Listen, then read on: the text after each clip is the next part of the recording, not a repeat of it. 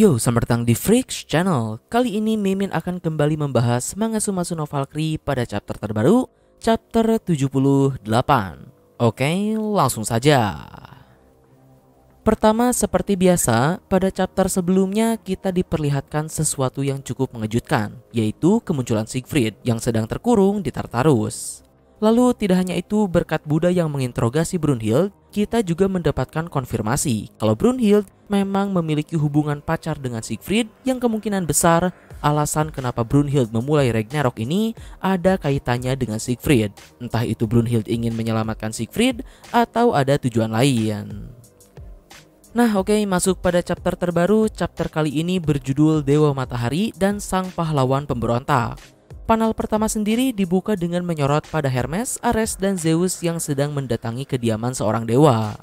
Di sana menariknya, Ares bergumam, dengan fakta saat ini skor kubu dewa dan manusia adalah 4 sama, tentu 1 poin saja bisa menentukan segalanya. Karena seperti yang kalian tahu, aturan dari pertarungan Ragnarok adalah siapa yang pertama mencapai 7 poin, dialah pemenangnya. Maka dari itu, dengan situasi yang segenting ini, Ares pun meragukan petarung kubu dewa yang akan dipilih oleh Zeus selanjutnya. Karena menurut Ares, dewa yang sedang mereka datangi ini sangat narsis, tidak serius, dan menyebalkan. Zeus yang mendengar hal itu pun setuju dengan Ares. Akan tetapi, Zeus juga berkata, meskipun begitu, dewa tersebut sangatlah kuat. Dan tak lama kemudian sampailah trio Yunani itu ke hadapan dewa pemilik kediaman tersebut. Di sana terlihat ada seorang dewa yang sedang mandi dengan ditemani oleh beberapa bidadari. Di sini sementara Zeus santai-santai saja, Ares justru sangat kesal karena di situasi genting begini, dewa tersebut malah bersantai dan bermain dengan perempuan. Namun melihat kekesalan Ares, si dewa itu pun langsung keluar dari kolam pemandiannya dengan jantan dan berani lalu menyapa Ares. Dan dewa tersebut adalah Apollo, salah satu petarung Ragnarok dari kubu dewa. Di sini Apollo dengan santai dan telanjang mendekati Ares, sementara Ares sendiri dibuat ketakutan dan jijik didekati oleh kaum pelangi seperti Apollo. Sekedar informasi, dalam mitologi aslinya, dewa Apollo ini emang bisex. Selama good looking, gender apapun ia sikat. Terlepas dari itu, lanjut cerita, Apollo pun sempat menggrepe Ares. Namun Ares langsung meluncurkan bogemnya pada Apollo. Akan tetapi, dengan cepat, Apollo dapat menghindari bogem tersebut dan membuat Ares terjatuh ke kolam pemandiannya. Berikutnya, Apollo pun bersantai kembali dan bertanya pada Zeus, ada perlu apa mereka datang ke tempatnya. Lalu Zeus pun menjawab kalau Apollo akan menjadi petarung di ronde berikutnya. Di sini Zeus menjelaskan kalau saat ini pertarungan Ragnarok sudah berjalan 8 ronde dan skor kubu dewa adalah 4 sama dengan kubu manusia. Dari 4 kekalahan, 3 diantaranya adalah Poseidon, Hercules, dan Hades, yang mana ketiganya adalah dewa dari Yunani. Mendengar hal itu, Apollo pun langsung terlihat suram. Akan tetapi, tepat pada panel berikutnya, Apollo malah memasang pose sukacita sembari berkata kalau dirinya sangat menyesal karena tidak menyaksikan kematian mereka. Menurut Apollo, Poseidon, Hercules, dan Hades pasti terlihat sangat cantik ketika mereka mati. Di sisi lain, tentu saja, mendengar hal tersebut, Zeus, Hermes, dan Ares pun terlihat marah dan bertanya-tanya. Khususnya Ares yang langsung berteriak pada Apollo, apakah dirinya tidak sedih atas kematian mereka? Namun mendengar hal itu, Apollo pun balik bertanya, mengapa harus sedih? Menurutnya Poseidon, Hercules, dan Hades pasti bertarung dengan segenap jiwa raga mereka. Jadi tentu saja mereka juga pasti mati dengan indah. Tidak ada alasan untuk bersedih. Mendengar hal tersebut, Ares, Hermes, dan Zeus pun dibuat terdiam karena perkataan Apollo memang ada benarnya.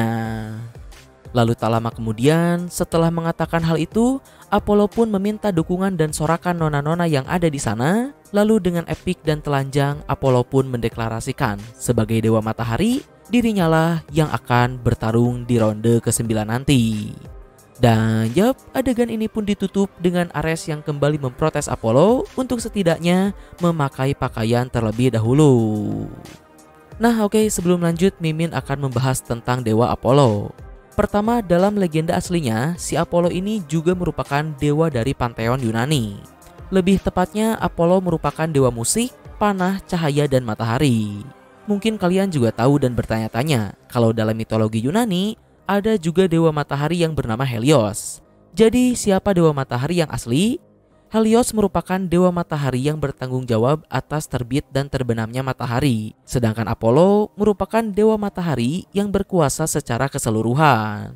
Dari segi kedudukannya saja, dewa Apollo ini lebih tinggi daripada Helios, karena Apollo merupakan salah satu dari 12 dewa yang tinggal di Olympus.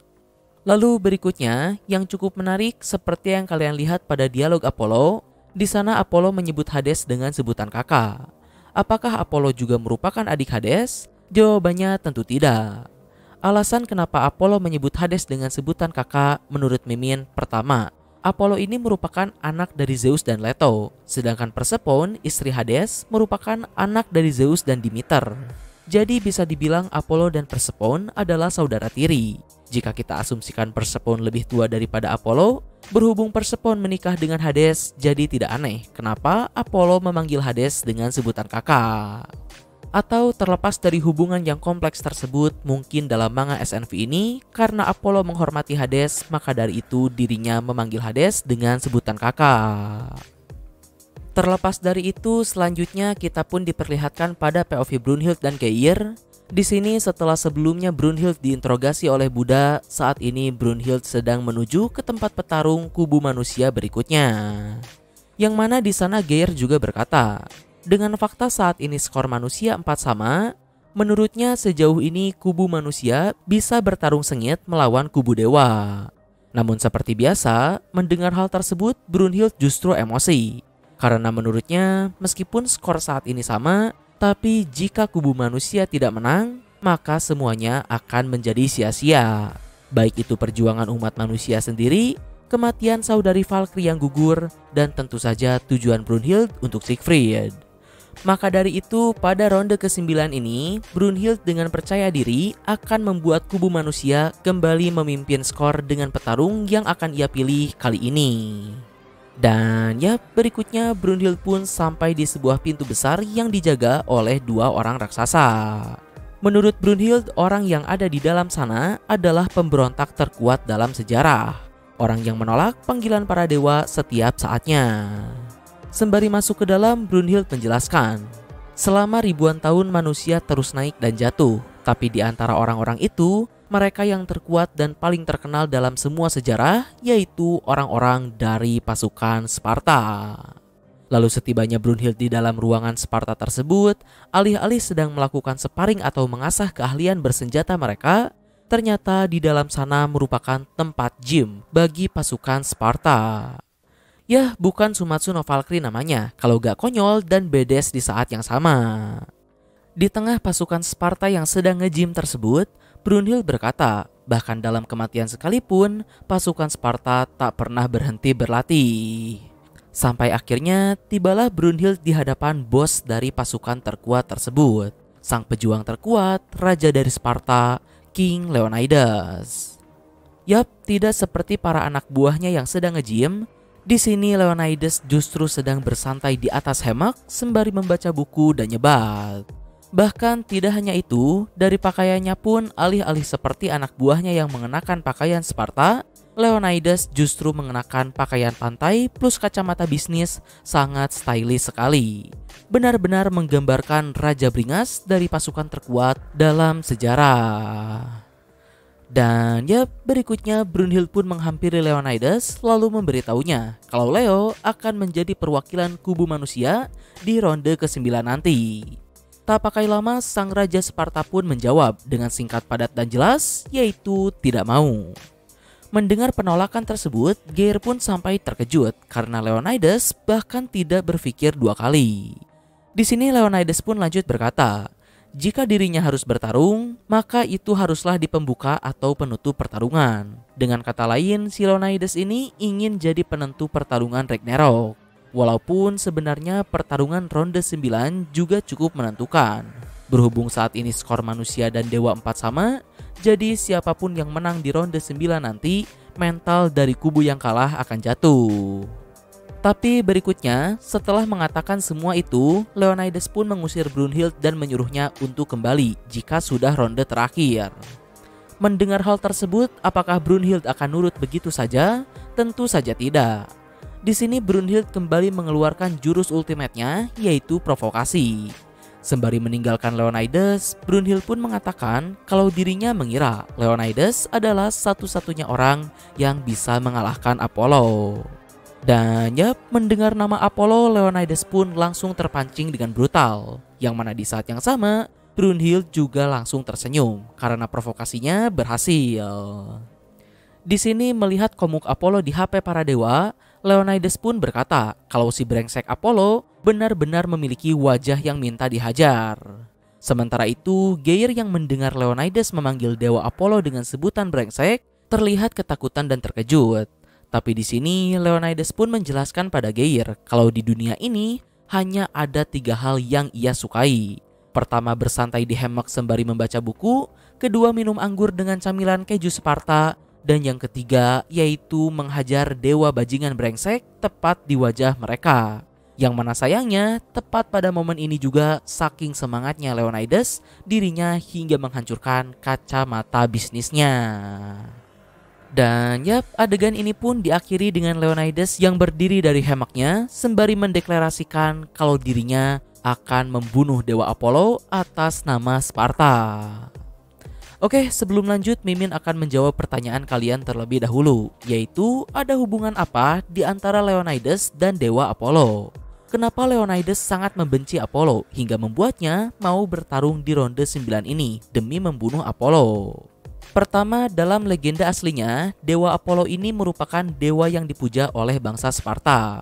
Bahkan Apollo dianggap sebagai dewa pelindung Sparta. Setiap akan berperang, bangsa Sparta biasanya akan berdoa atau meminta petunjuk pada Apollo melalui seorang oracle di Delphi. Oracle sendiri merupakan seorang perantara atau wadah antara pemujanya dengan dewa yang dipuja. Kalau kalian nonton film 300, di sana ada adegan Leonidas meminta petunjuk dari seorang oracle wanita. Jadi berdasarkan hal tersebut saja, bisa kita simpulkan ada banyak sekali kemungkinan dan penyebab kenapa Leonidas versi Sumatsu no Valkyrie sangat membenci dewa yang dipuja oleh bangsa Sparta sendiri, yaitu Apollo. Karena dalam sejarah aslinya pun tidak ada catatan yang menyebutkan kalau Leonidas menentang dewa Apollo. Oke, berikutnya lanjut cerita, adegan pun kembali ke arena. Di sini tak pakai lama, Heimdall langsung melakukan intro ronde 9, yang mana terlihat pada ronde 9 ini tidak ada perubahan spesial pada arenanya. Tapi terlepas dari itu, tak lama kemudian Heimdall pun memperkenalkan petarung dari kubu manusia terlebih dahulu. Selama ribuan tahun, takdir telah membawa manusia dan dewa ke dalam pertempuran Ragnarok ini. Tapi dalam sepanjang sejarah manusia, di manakah orang-orang terkuat hidup? Jawabannya adalah Sparta. Sebuah pasukan yang lahir untuk bertarung dan mati untuk bertarung. Kisahnya yang melegenda dalam pertarungan Thermopylae, di mana 300 orang Sparta tidak menyerah ketika dihadapkan dengan jutaan pasukan Persia. Tak pernah putus asa sudah tertulis dalam darah setiap Sparta.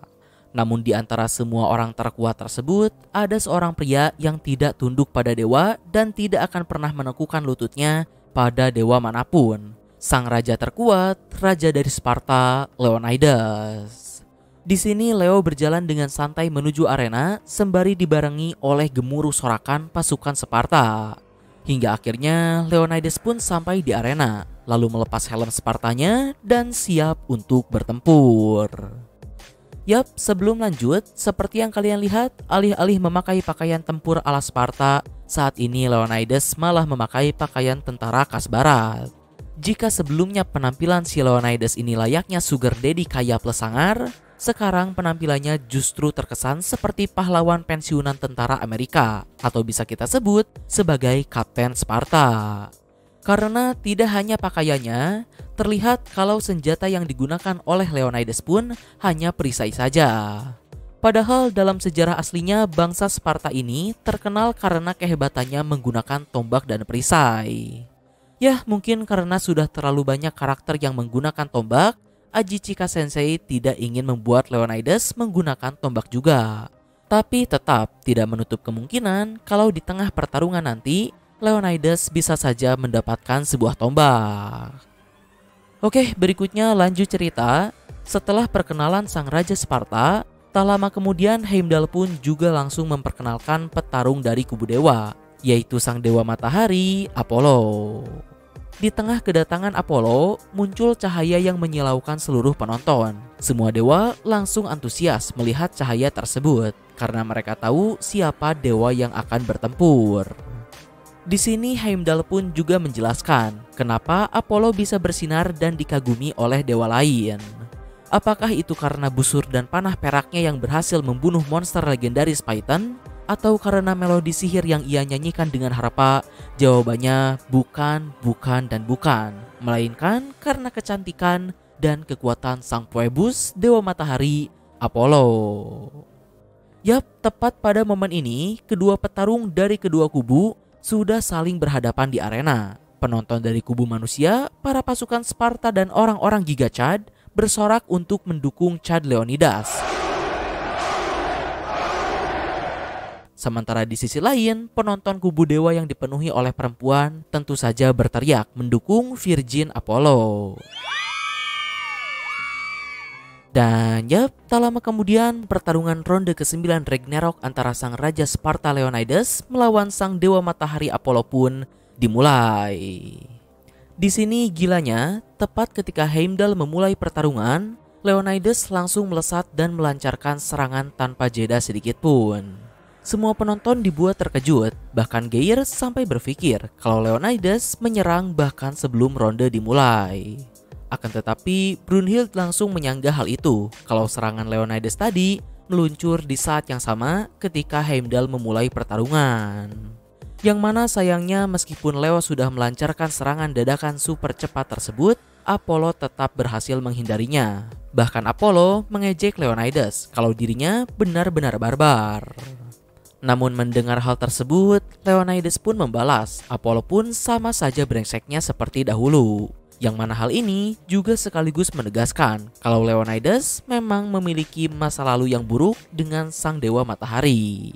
Secara seperti yang Mimin sebutkan tadi, kalau si Apollo ini memang merupakan dewa yang dipuja oleh bangsa Sparta. Mendengar perkataan dari Leonidas, tentu saja Apollo pun berpikir, apakah dirinya pernah mengenal Leonidas sebelumnya? Namun terlepas dari itu, Apollo justru menyoroti Leonidas yang memanggilnya brengsek. Menurutnya kata-kata tersebut bukanlah kata-kata yang indah, dan karena Leonidas memanggilnya seperti itu, maka di sini Apollo pun mendeklarasikan kalau Leonidas layak mendapatkan hukuman ilahi darinya. Sementara itu, mendengar ancaman dari sang dewa matahari tersebut, sang Raja Sparta pun hanya santuy sembari mengambil rokoknya lagi, lalu berkata kalau dirinya membenci Apollo, baik dulu maupun sekarang. Dan chapter ini pun ditutup dengan deklarasi dari Leonidas kalau dirinya adalah orang yang paling membenci Apollo di dunia ini. Ya, di akhir pembahasan dari Mimin, sepertinya cukup menarik untuk mengetahui sebenarnya ada masalah apa antara Leonidas dengan Apollo hingga Leonidas berkata seperti itu. Apakah Leo membenci Apollo karena dikhianati olehnya? Atau Leo membenci Apollo karena kelakuannya yang tengil? Kita tunggu saja di chapter yang akan datang, seperti apa kebenarannya. Tapi terkait dengan kelakuan tengil Apollo, Mimin ingin membahas tentang penampilan mereka berdua terlebih dahulu. Pertama, untuk Apollo, menurut Mimin, Apollo adalah Hades versi banyak tingkah. Karena dari segi rambut, wajah dan postur tubuh mirip sekali dengan Hades. Sementara itu, di sisi lain Leonidas bahkan lebih gila lagi. Alih-alih menggunakan atribut perang Sparta, Leonidas justru menggunakan pakaian ala tentara barat. Bahkan sebelum pertarungan ronde 9, penampilan Leo malah terlihat seperti Sugar Daddy.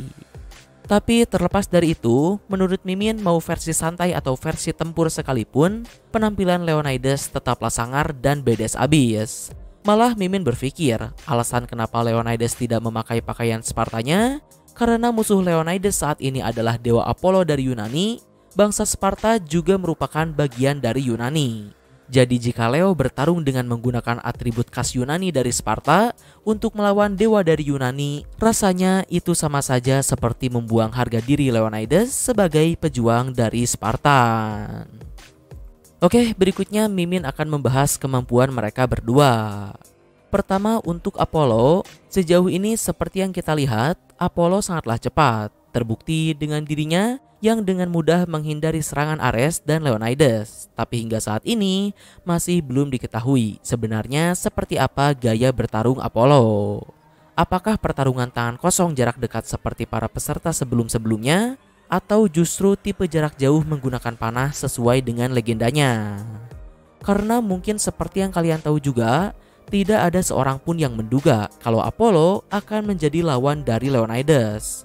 Kebanyakan para pembaca menduga kalau Apollo akan melawan Shimohaya karena sama-sama pengguna senjata jarak jauh. Yang mana menurut Mimin akan sangat menarik untuk menyaksikan pertarungan jarak jauh seperti itu, karena tentu saja akan memberikan variasi pertarungan yang menarik dalam manga Sumatsu no Valkyrie ini.